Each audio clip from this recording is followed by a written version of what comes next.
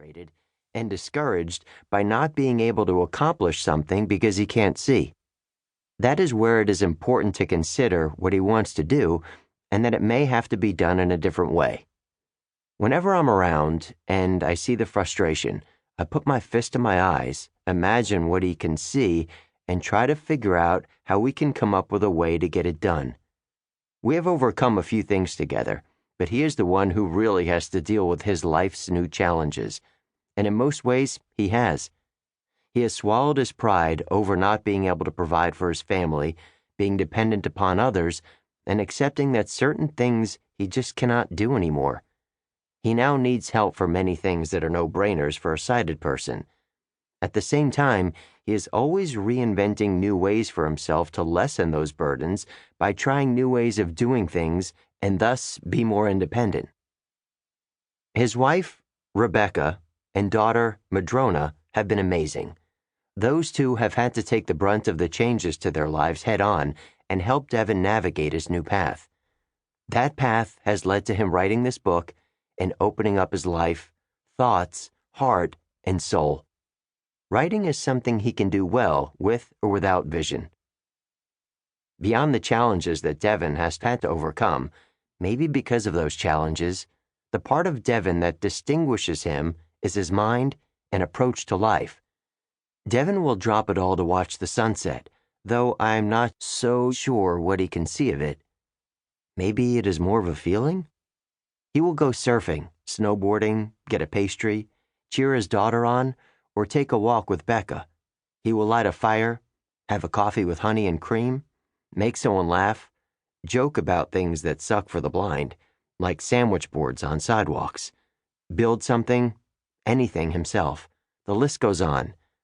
He acts like he doesn't think himself limited in any way, the only limit being how to figure out a way to do something.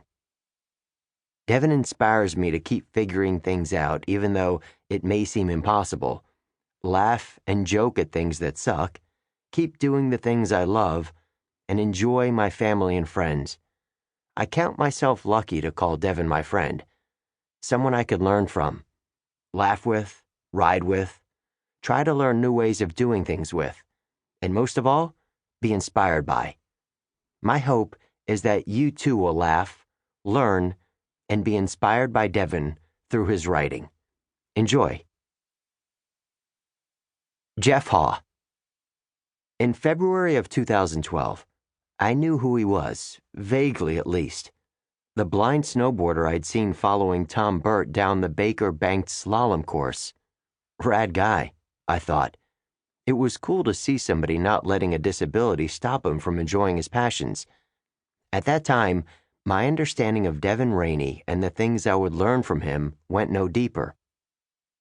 Later that year, in December, I got a call that in certain ways changed my life. Not immediately, but it sparked a friendship that would. I received an assignment to take photographs of Devon snowboarding. There was a race coming up at Mount Bachelor, Oregon, the Dirksen Derby, in which Devon would be competing. Coordinating with Colin Weissman, the editor of the Snowboarder's Journal, I met up with him and Devon early on race day. We talked and made some plans, then Devon started warming up on the course, following Colin closely through hairpin-tight banked turns snaking down the course. He rode with skill. Later that day, after we had captured enough images for the story, Colin retired to the lodge for an après beer, and I left my camera backpack with him, opting to go ride fast laps with Devon. I was intrigued by this guy.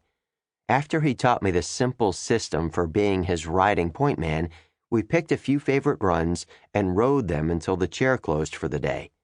He astonished me. I was riding fast through wide-open runs, down into tight winding gullies, and through the trees. Every time I would glance back over my shoulder to see where Devon was, he was right on my tail, pushing me faster. Dude rips, I thought to myself. Yet it was more than his riding that captivated me. It was the stories he told on the lift rides back to the top. He is an inspiring person, and that has nothing to do with his lack of vision. We parted Mount Bachelor, promising to meet up again that winter. Unfortunately, my busy season schedule got in the way.